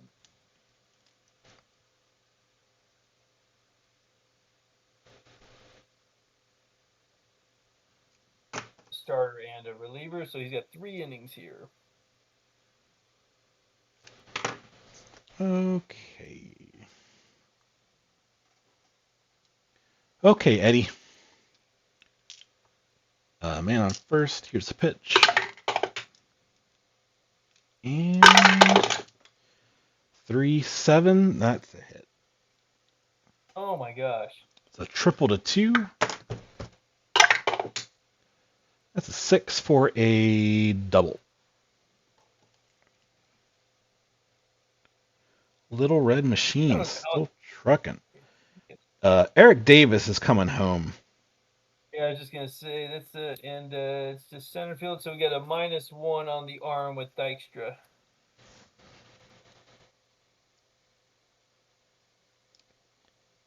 I meant to steal. I forgot that I was gonna steal. Shit. Well, anyway, 1-17. The arm is -1. You said so. 1-16. I assume he was held. 1-15. Yeah. But there's 2 outs, so back to 1-17. Yep. Yep, we're coming home. All right, I'll throw. And Milner will trail to third. All right, Milner's 1-17. Yeah, go ahead. See if I can get him. Okay. Oh. I gotta make Tex's video small. Hi, Tex. We're just playing an exhibition game. What are you doing, man? Play an exhibition game. Well, what, 1937? What? No, I am participating in Hobbs's home project of the '86 Mets season replay. Unfortunately for the Mets, they had to come to Riverfront and get their asses spanked today. And you were about to witness Eric Davis coming from first in the 7th with 2 outs on a double. He's gonna try to get to home on a 1-17. You ready, Tex? This one's for you. You Rolling ready? high, baby. Eric 18, Davis. 19, 20. Eric Davis, 18, here he 19, comes. 20. That's a 1, baby. Oh, Man, he look walked. at him. He walked in. It wasn't even the outfielder bobbled the ball.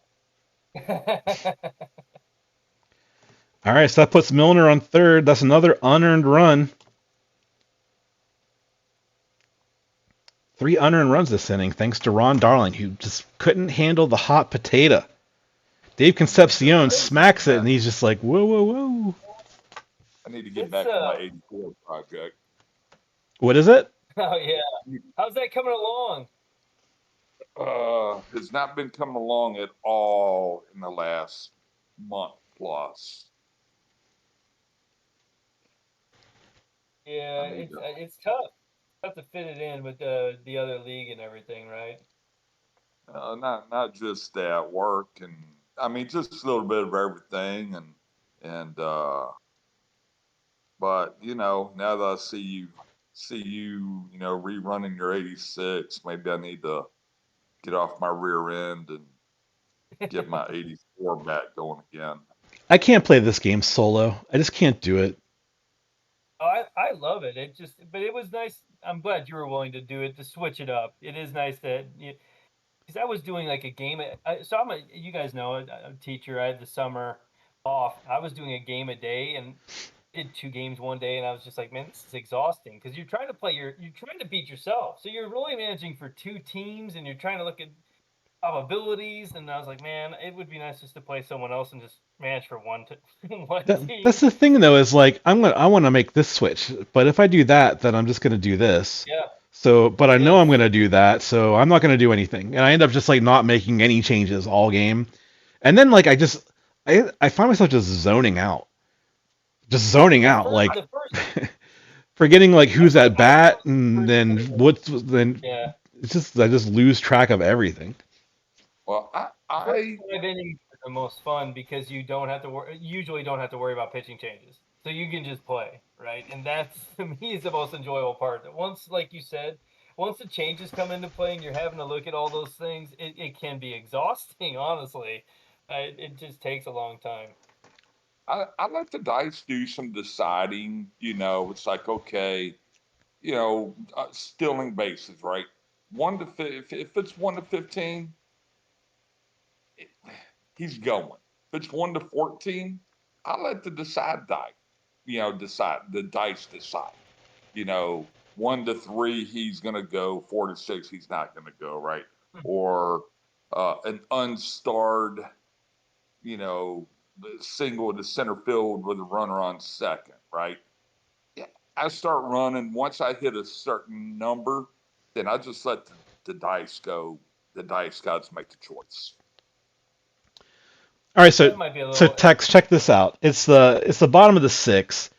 The Reds have a handy lead right now, 6-0.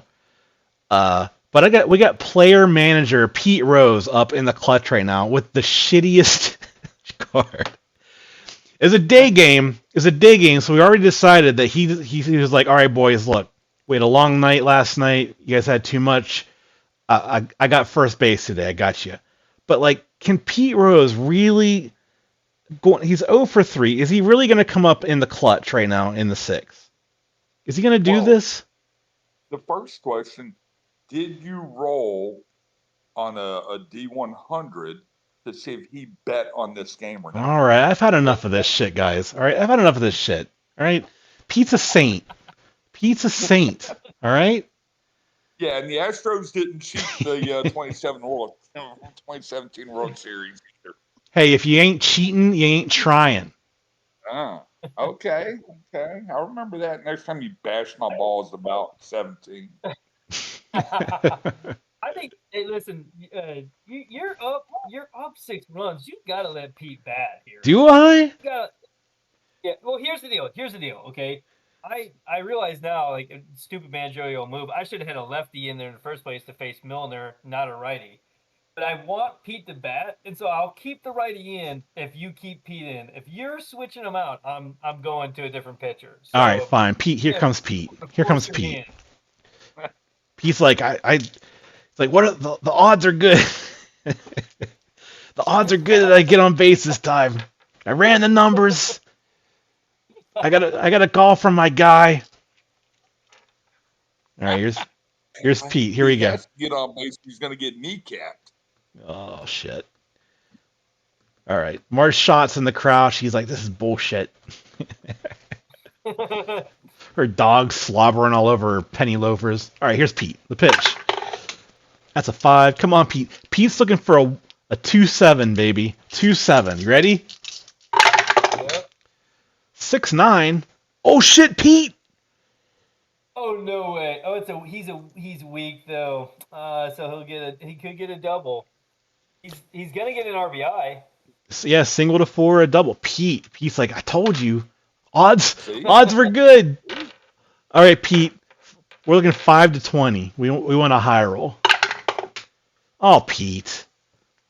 Oh, Pete. Pete rolls a 4 for a single. You can't even do that right, Pete. God damn it.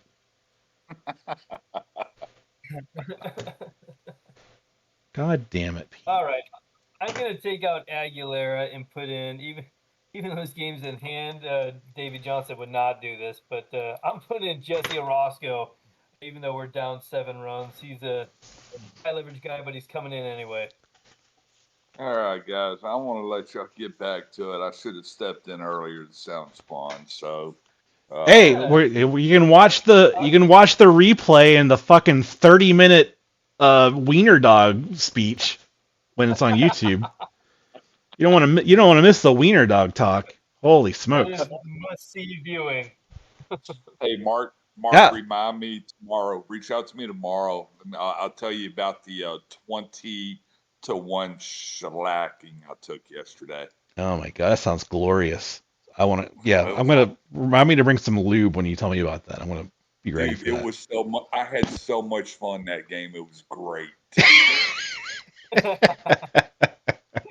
Okay, I still have to update your free agent shit too on the spreadsheet. So yeah, I'll do that tomorrow. Fine. Well, Mike and me to hurry up, man, because I've got my free agent stuff already turned into the bot. Okay, good.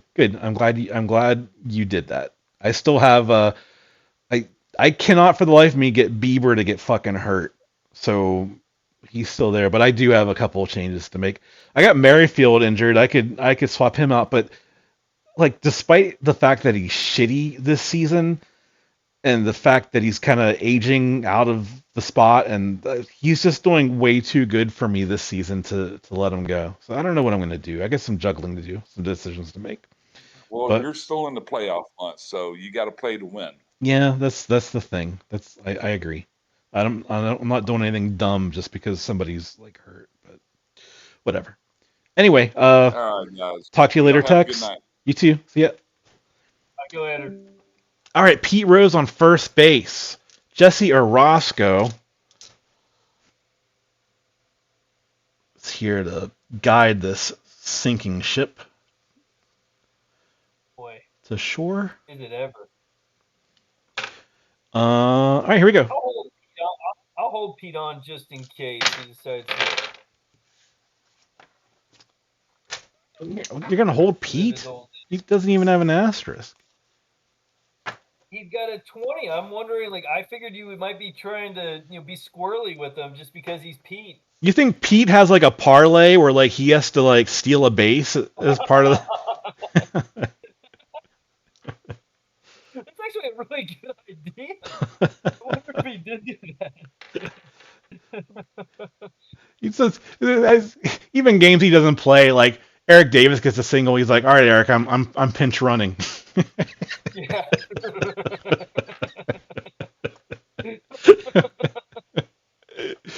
I'm a steal away from a plus 600 a parlay win.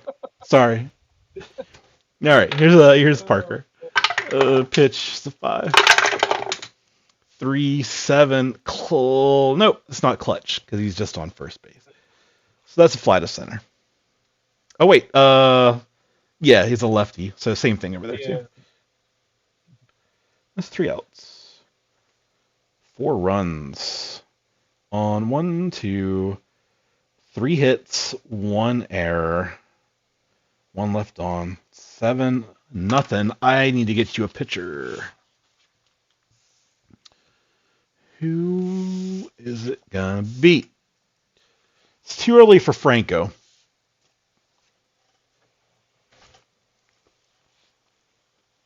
Oh, we got Hojo, Mookie Wilson. I gotta grab his card.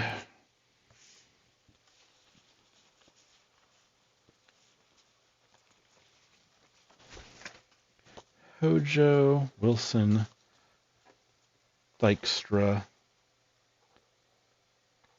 It was Heap that left, right? All right. Yes. So get rid of Heap.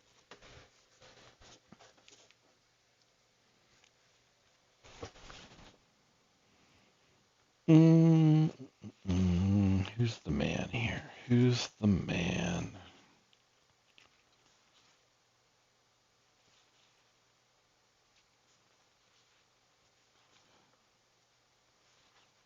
Who's the man? None of these guys. None of these guys is the man, apparently. I don't remember this. But Rob Murphy? Who are you? I don't remember you. All right, so I'll bring in this guy just because I remember him very well. And he would come in to pitch, and I'd always be like, oh, no, not him. Ron Robinson. Oh, no, not Robinson. No, no. But here he is. Ron Robinson coming in. Good day from Soto. Yes. Outstanding. Robinson will face Hojo. There he is. And we have a 410, and that's a center field X. 25. It's 10. And that's an 11. He makes the play. Why is my camera flickering? It's weird. My camera's not flickering in Discord, but it's flickering in this program. Maybe I need to switch it. That's weird. Yeah, whatever. Doesn't matter. It's not, I don't believe, yeah, I don't see it here. Yeah, it's just on the stream thing. It's not in Discord. Okay, ready for Mookie. Here's Mookie.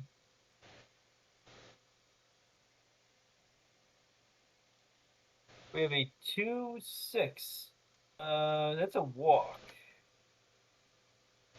Okay. We got a hold Mookie.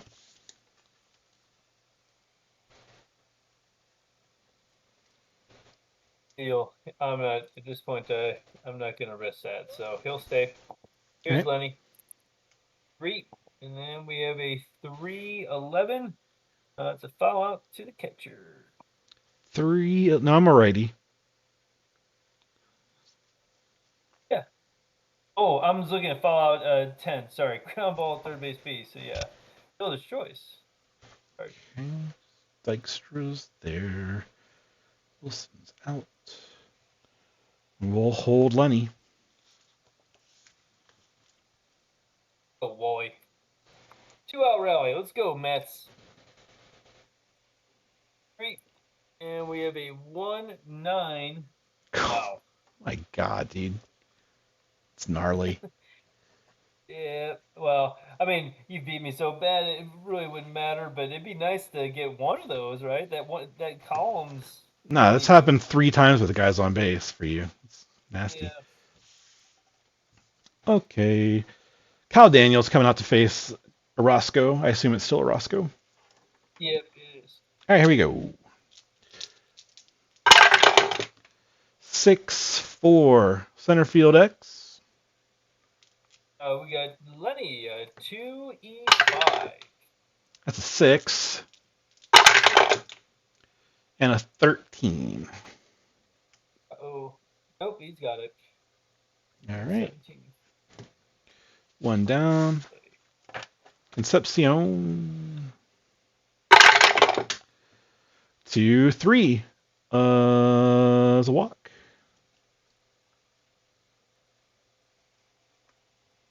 I will hold Dave. All right. And I'm a +1 on my battery. All right. We're pinch hitting here. I ain't playing this game Okay. and not using Barry Larkin. That's just crazy. So we're gonna bring in Larkin here. When you were growing up, was he your favorite player? He was one of them. He's definitely Yeah. one of them. Where are we? This card. All right, here we go. Barry. All right, here's the pitch to Larkin. It's a 16. 5-7 is a fly to right. So it goes. And he'll stand to play short. Okay. 2 down, and my man, There he is. Bo Diaz.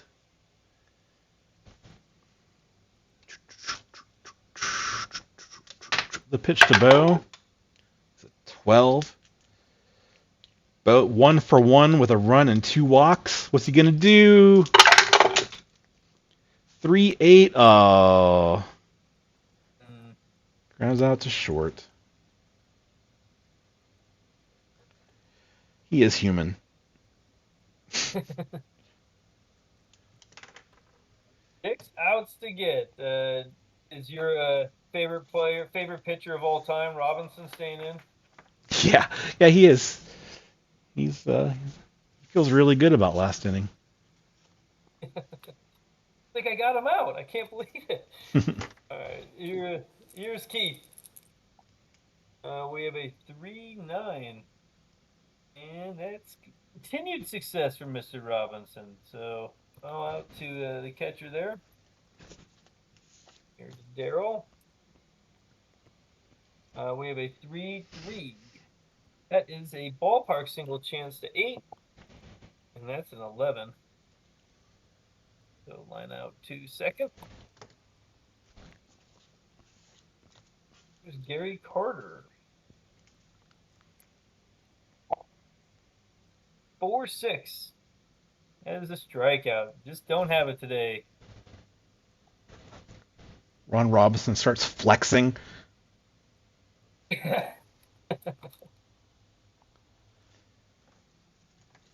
All right. Let's see. Orozco, I think, he's now, what is this, the bottom of the 8th? He was vulnerable last inning. Let's see. Actually, was he? I just want to make sure we're good. So he gave up, okay. I'm going to try to just get through here, see if I can get through it. He just he's gave up the vulnerable walk, right? Just 1 walk. Yeah. Yeah, he's good. Okay, Ron Oster, here we go. 4-7. Single to 11. Yep. All right, let's see what happens. 8. We're in business. There's one. We'll have a pinch hitter here. Yep.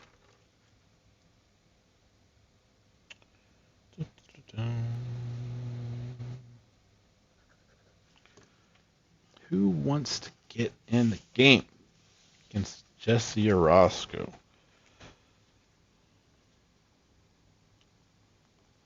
Like Buddy Bell. Buddy Bell's just yeah, like, I've been looking at him. Like, he's another one that I remember very well.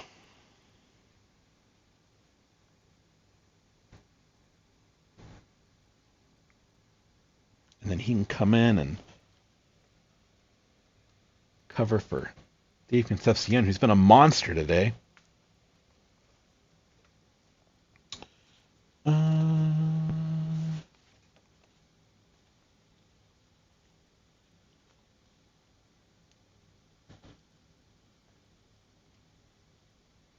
Yeah, let's do that. My buddy, wherever I go, he goes. My buddy, Buddy Bell.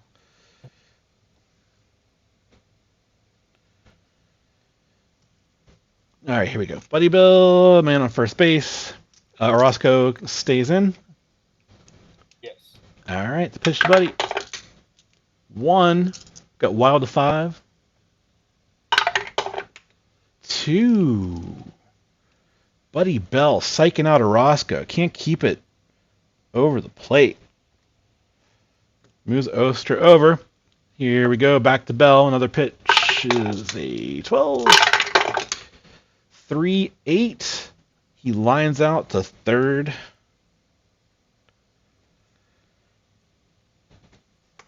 And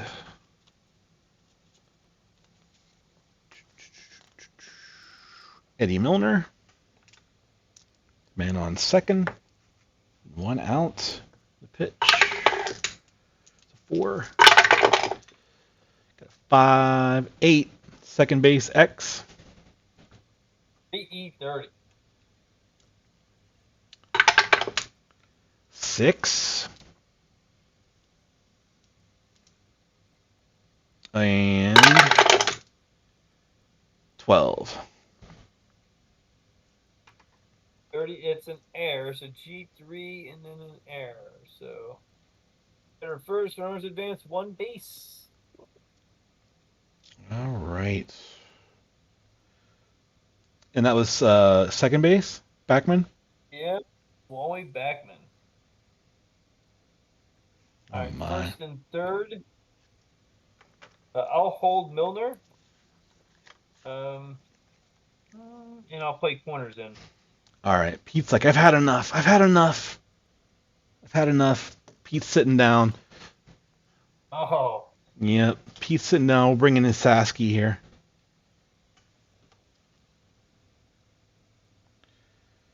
Nick Isaski. Guys on first and third. Milner's held. Pitch to Nick. He's an 18. 3-11. Double play. There we go. Oster, like, hey. Oster scores, though. Oh, there's 1 out. Oh, you're right. Shit. Bell. All right. Orozco taking care of business. Isaski stays in to play first. So the 4E17 becomes a 4E15. Bell's going to stay in to play third base. Yep. And he is a nice, cool 2E11. That's pretty sure. He's pretty good. And the new pitcher will come in the 5 spot. Yep. And it'll be none other than John Franco. Ex-Met John Franco. When did he... I'm kind of embarrassed to ask you this, but when did he... He was on the Mets after the Reds, right? Yeah. He went to the Mets. Like I know I'm gonna be wrong when I say this, but like I feel like it was like 88, something like that. He was in the 90s. He was on the Mets. Yes, he was. He definitely was not on the Reds team in 1990. He was definitely not. Yeah. And he went to the Mets and immediately grew a mustache. He was like, "Fuck you, Mark Schott. I'm growing a mustache." Because they had the no facial hair rule. Yes.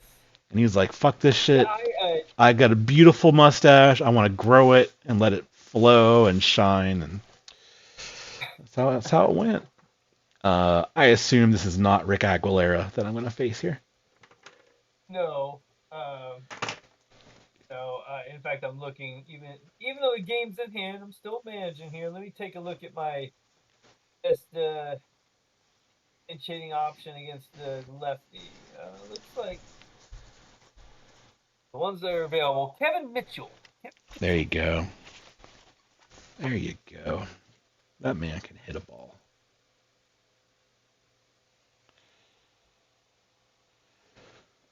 You mentioned that mustache. That's how I know Franco, really. I mean, I grew up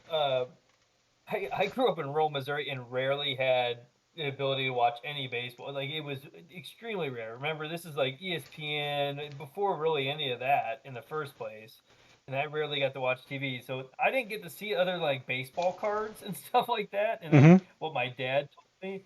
And so Franco, I always remember him for the mustache because it was just such like a it was a a man, a big man's mustache, whatever you want to say. It was out there, and so that's what I know him for is that look that he had with the Mets. I always thought it was a goofy looking mustache. I thought a man's mustache was like Boggs. Like that's a mustache. John Franco had this little like goofy like I don't know, like he's gonna like Mario Luigi kind of deal. Like I don't know, it's just kind of funny looking. Let me The look at it. I mean, I was a kid when maybe I just there's a potential I misremembered what it looked like. But I know as a kid it made an impression. It was just a distinct look. Oh, here he is right here. I'm looking at it. No, I think back in like it looked like in the his early days it looked better. As he got older, I'm looking at older photos, then it became undistinguished. So you got to go like early Franco, I feel, with the Mets. A little better. And who did you say? Wade Boggs. Let me look at yeah, Boggs.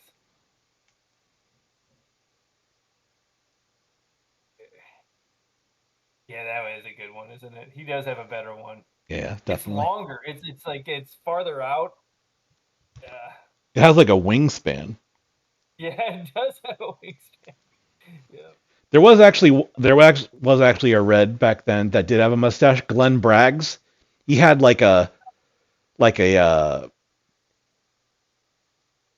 it was very very very very very thin handlebar kind of deal. Like it was barely visible, and he rolled with that for a little bit.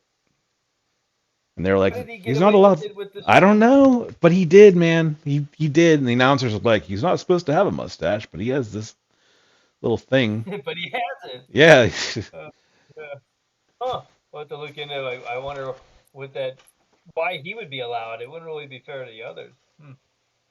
All right. Well, here's Kevin Mitchell. We got the top of the ninth here. You're up 7-zip. Let's see if I can at least break up this shutout. We've got a 1-7 against the lefty here. Well, that'll get us started.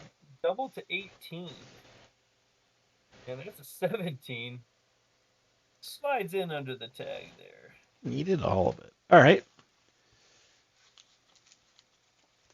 Here's Ray Knight. That's a 2. All right. Pass ball, I think I wrote that down. It's a 6 there. So pass ball to 4. Mm-hmm. And it's a 1. So a pass ball. Bo Diaz, what the fuck is your problem? All right. All We're ready right. for Ray. All right. There's a 16 there on that. And then we have a 6-7 against the righty there. That's going to be a single to 4. Otherwise, ground ball, third base B. Ooh, it's a 1. So single. Wow. Here come the splits. All right. Shutout gone. No hold on Ray Knight at first. Ready for Hojo. Give me a second. Hojo, maybe. I might just pull him and then put someone else in if I But Davy Johnson's like, that's my guy. That's my guy.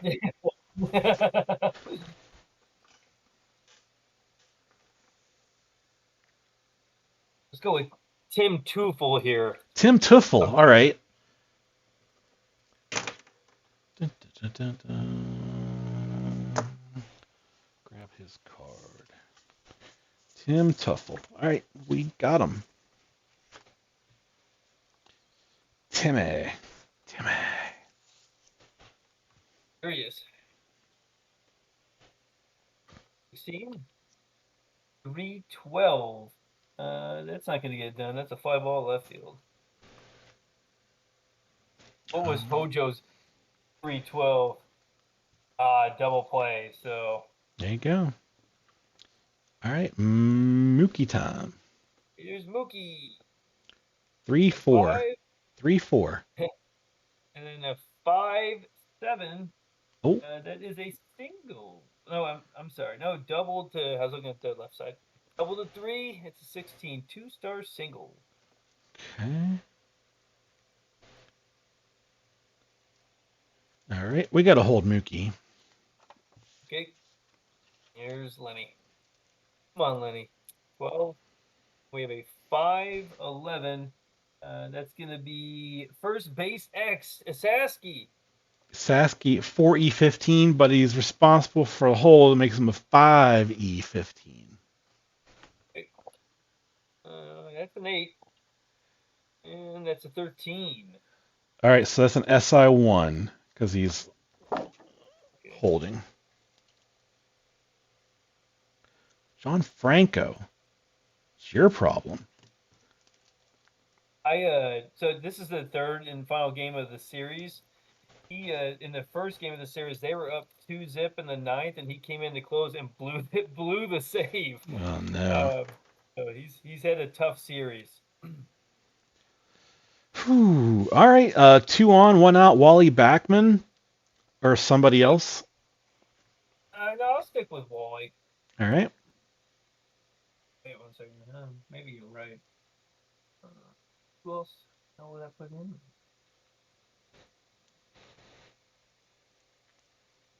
Oh, we'll go with Wally. Here we go. 17. We had a 4-7.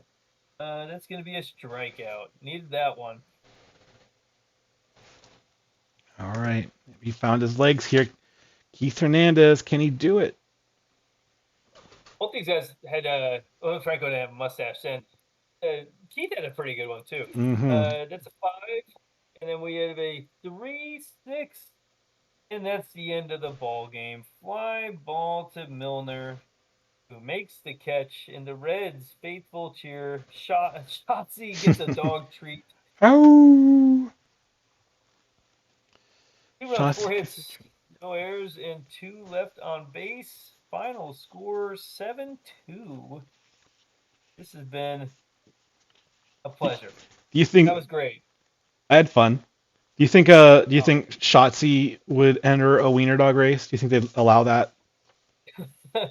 Marge would somehow finagle the rules, right? And just be like, no, he's a wiener dog. He's totally a wiener dog. Yeah, exactly. Yeah, this was fun. If you need another manager for any games down the future, 1986, always fun, always fun. Well, we'll be in contact. I would love that, as we talked about before. I certainly would prefer doing 2-player over the 1-player replay. It's just a lot more enjoyable that way. But definitely, let's do it again. Like if I can throw some teams out there, like it'd be fun to little Steve Garvey, Tony Gwynn. That'd be fun. Little Clemens action might be fun. I'll let you know if they. So that I had mentioned to you before, they play the Astros next. I'd have to look at here. Actually, let me just go down the schedule. I mean, we could just look at it later. I'll be in touch, but I know this next series they play the Astros. They have not played the Padres yet, which means they're going to be. Looks like they're playing the West right now in these series. So yeah, I did that. They'll probably be coming up in a few days here or a few weeks. I'll let you know. Pirates would be fun. Bonds and Bonilla. You got Bonds, you got Bonilla, you got Andy Van. Actually, Van Slyke's on the Cardinals at that point, but you've got Sid Bream. Sid Bream. Mm-hmm. Man, his numbers were really good. I remember him. I think he as the. And I had Stan Belinda too, right? Yeah, Stan Belinda. You had Kent DeColve. Yeah, you've got. There are a few different, or some solid players on that team. I'm just concerned with the guys with the last name that begins with B. Bonds, Bonilla, Bream. Yeah. Belinda. I'm trying to think. John Smiley. John Smiley is on there. Rick Russell, Roden. Do I have both the Ricks? Russell, I know for sure was on that team. I think Roden was, but I'm trying to look. Ooh, Jim Gott. Do I have Jim Gott? I don't know. Let's see if I can find it. I don't have the rosters with me, but I guess we could look it up. He was around there. Jim Gott was he was an ugly dude. Big mug on his. That guy. All right, man. I got Chinese food I'm gonna heat up, and I'm gonna watch some House of the Dragon. But this was yeah, this was fun. I want to do it again if you'll have me. Oh yeah, anytime, man. We'll just have to communicate. We'll make it happen. Right on. Awesome. Have a good night, man. I'll talk to you soon. All right, bye. Bye. And that is the Reds cruising to victory against the Mets.